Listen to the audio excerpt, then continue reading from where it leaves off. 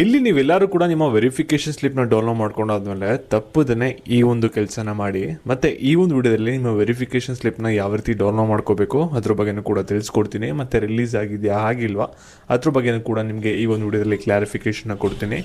ನೀವೇನಾದರೂ CET result ಬಂದಾದಮೇಲೆ verification ಸ್ಲಿಪ್ಗೆ weight ಮಾಡ್ತಾ ಇರಾ ಅಂದರೆ ಪ್ರತಿಯೊಬ್ಬರು ಕೂಡ ಈ ಒಂದು ವಿಡಿಯೋನ ಗಮನ ಇಟ್ಟು ಕೊನೆವರೆಗೂ ಕೂಡ ನೋಡ್ತಾ ಹೋಗಿ. ನಿಮಗೆಲ್ಲರಿಗೂ ಕೂಡ ಈ ಒಂದು ವಿಡಿಯೋ ಇಂಪಾರ್ಟೆಂಟ್ ಆಗಿರುತ್ತೆ. ಅದಕ್ಕಿಂತ ಮುಂಚೆ ಯಾರು ಚಾನಲ್ ಸಬ್ಸ್ಕ್ರೈಬ್ ಮಾಡ್ಕೊಂಡಿರಲ್ಲ ಪ್ರತಿಯೊಬ್ಬರು ಕೂಡ ಸಬ್ಸ್ಕ್ರೈಬ್ ಮಾಡ್ಕೊಳ್ಳಿ. ಹಾಗೆ ಪ್ರತಿಯೊಬ್ಬರು ಕೂಡ ವಿಡಿಯೋಗೆ ಒಂದು ಲೈಕ್ ಕೊಡಿ. ಇಲ್ಲಿ ರಿಸಲ್ಟ್ ಬಂದಾದ್ಮೇಲೆ ನಿಮ್ಗೆಲ್ಲರಿಗೂ ಕೂಡ ಕಾಮನ್ ಆಗಿ ಒಂದು ಡೌಟ್ ಇರುತ್ತೆ, ಕೌನ್ಸಿಲಿಂಗಲ್ಲಿ ಯಾವೊಂದು ಸೀಟ್ ಸಿಗುತ್ತೆ ಯಾವೊಂದು ಕಾಲೇಜಲ್ಲಿ ಅಂತ. ಅದನ್ನು ತಿಳ್ಕೊಬೇಕಂದ್ರೆ ಇಲ್ಲಿ ಫ್ರೀಯಾಗಿ ಒಂದು ಕಾಲೇಜ್ ಸ್ಪ್ರೆಡರ್ ಇದೆ. ಜಸ್ಟ್ ನಿಮಗೆ CET ರ್ಯಾಂಕಿಂಗ್ ಹಾಕ್ಬಿಟ್ಟು ನಿಮ್ಮ ಕ್ಯಾಟಗರಿನ ಸೆಲೆಕ್ಟ್ ಮಾಡ್ಕೊಳ್ಳಿ. ನಿಮಗೆ ಕೌನ್ಸಿಲಿಂಗಲ್ಲಿ ಯಾವೊಂದು ಕಾಲೇಜಲ್ಲಿ ಸೀಟ್ ಸಿಗ್ಬೋದು ಅನ್ನೋದನ್ನ ಅಪ್ರಾಕ್ಸಾಗಿ ಪ್ರಿಡಿಕ್ಟ್ ಮಾಡಿ ತೋರಿಸುತ್ತೆ. ಕಂಪ್ಲೀಟ್ಲಿ ಫ್ರೀ ಇರುತ್ತೆ. ಲಿಂಕು ಡಿಸ್ಕ್ರಿಪ್ಷನ್ ಬಾಕ್ಸ್ ಹಾಗೂ ಕಾಮೆಂಟ್ ಸೆಕ್ಷನ್ ಇರುತ್ತೆ. ಒಂದ್ಸಲ ಕ್ಲಿಕ್ ಮಾಡಿ ಚೆಕ್ ಮಾಡಿ, ನಿಮ್ಗೆ ಹೆಲ್ಪ್ ಆಗ್ಬೋದು. ಓಕೆನಾ? ಇವಾಗ ನಾವು ಬ್ಯಾಕ್ ವಿಡಿಯೋ ಬಗ್ಗೆ ಬರೋಣ. ಈಗ ಪ್ರತಿಯೊಬ್ಬರು ಕೂಡ ವಿಡಿಯೋನ ಗಮನ ಇಟ್ಟು ಕೊನೆವರೆಗೂ ಕೂಡ ನೋಡ್ತಾ ಹೋಗಿ. ಇವಾಗ ಯಾರು ಕೂಡ ವಿಡಿಯೋನ ಮಧ್ಯೆ ಸ್ಕಿಪ್ ಮಾಡೋಕ್ಕೆ ಹೋಗ್ಬಿಡಿ. ಇವಾಗ ನೀವೆಲ್ಲರೂ ಕೂಡ ಕೌನ್ಸಿಲಿಂಗ್ನ ಅಟೆಂಡ್ ಮಾಡಬೇಕು ಅಂತ ಪ್ಲ್ಯಾನ್ ಮಾಡ್ಕೊಂಡಿದ್ದೀರಾ. ಇವಾಗ ನಿಮ್ದೆಲ್ಲರದು ಕೂಡ CET ರಿಸಲ್ಟ್ ಕೂಡ ಬಂದಿದೆ.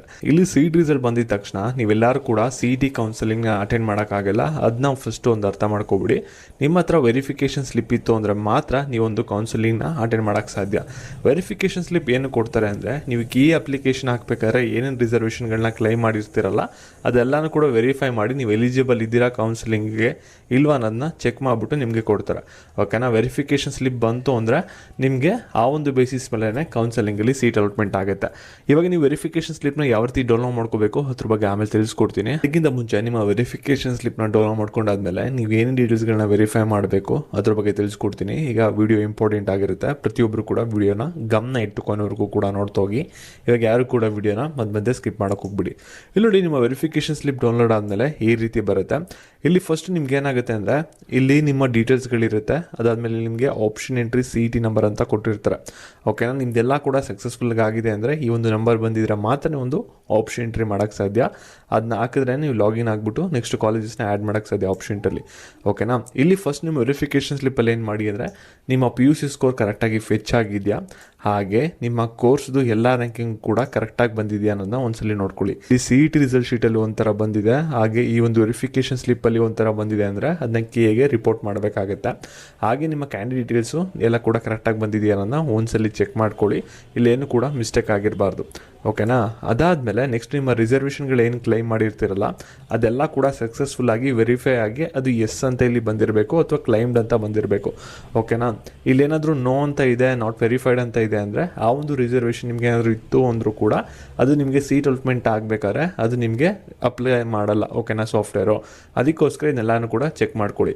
ಇಲ್ಲಿ ಫಾರ್ ಎಕ್ಸಾಂಪಲ್ ಹೇಳಬೇಕಂದ್ರೆ, ಇಲ್ಲಿ ನಿಮಗೆ ಕನ್ನಡ ಮೀಡಿಯಂ ರಿಸರ್ವೇಷನ್ ಇದೆ. ಇಲ್ಲಿ ನಿಮ್ಮ ಅಪ್ಲಿಕೇಶನಲ್ಲಿ ಎಸ್ ಅಂತ ಕೊಟ್ಟಿದ್ರೆ, ಆದರೆ ಇಲ್ಲಿ ವೆರಿಫೈಡ್ ಡೀಟೇಲ್ಸಲ್ಲಿ ಅದು ನೋ ಅಂತ ಬಂದಿದೆ ಅಂದರೆ ನಿಮಗೆ ಏನಾಗುತ್ತೆ ಅಂದರೆ ಕನ್ನಡ ಮೀಡಿಯಂ ರಿಸರ್ವೇಷನು ಅಪ್ಲೈ ಆಗಲ್ಲ ಒಂದು ಸೀಟ್ ಅಲಾಟ್ಮೆಂಟ್ ಆಗಬೇಕಾದ್ರೆ.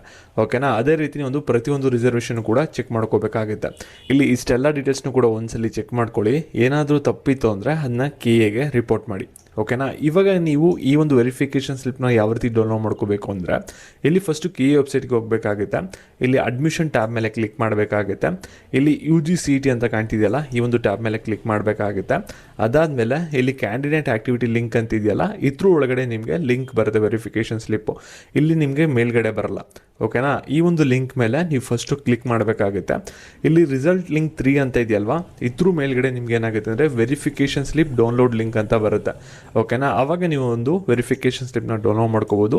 ಇನ್ನೂ ಕೂಡ ಲಿಂಕ್ ಆ್ಯಕ್ಟಿವೇಟ್ ಆಗಿಲ್ಲ. ಇವತ್ತು ರಿಲೀಸ್ ಮಾಡ್ತೀವಿ ಅಂತ ಹೇಳಿದ್ರೆ ಒಂದು 7 o'clock ಅಥವಾ 8 o'clock ಆದಮೇಲೆ ಆ್ಯಕ್ಟಿವೇಟ್ ಆಗ್ಬೋದು. ಆ್ಯಕ್ಟಿವೇಟ್ ಆದಮೇಲೆ ನಿಮ್ಗೆ ಏನಾದರೂ ಡೈರೆಕ್ಟ್ ಲಿಂಕ್ ಬೇಕು ಅಂದರೆ ಟೆಲಿಗ್ರಾಮ್ ಮತ್ತು ವಾಟ್ಸಪ್ ಚಾನಲ್ ಇದೆ ಡಿಸ್ಕ್ರಿಪ್ಷನ್ ಬಾಕ್ಸಲ್ಲಿ.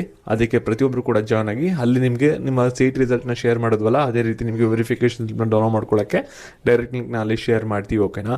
ಮತ್ತು ಈ ಒಂದು ವಿಡಿಯೋ ನಿಮ್ಮ ಫ್ರೆಂಡ್ಸ್ಗಳು ಯಾರ್ಯಾರು ವೆರಿಫಿಕೇಷನ್ ಸ್ಲಿಪ್ಗೆ ವೆಯ್ಟ್ ಮಾಡ್ತಾ ಇದ್ದಾರೆ ಅವ್ರಿಗೆ ತಿಳಿಸಿ. ಇನ್ನೂ ರಿಲೀಸ್ ಆಗಿಲ್ಲ, ಇವತ್ತು ರಿಲೀಸ್ ಆಗುತ್ತೆ ನೈಟು ಅಂದ್ಬಿಟ್ಟು. ನೆಕ್ಸ್ಟ್ ಅಪ್ಡೇಟ್ಸ್ಗಾಗಿ ಪ್ರತಿಯೊಬ್ಬರು ಕೂಡ ಚಾನಲ್ನ ಸಬ್ಸ್ಕ್ರೈಬ್ ಮಾಡ್ಕೊಳ್ಳಿ.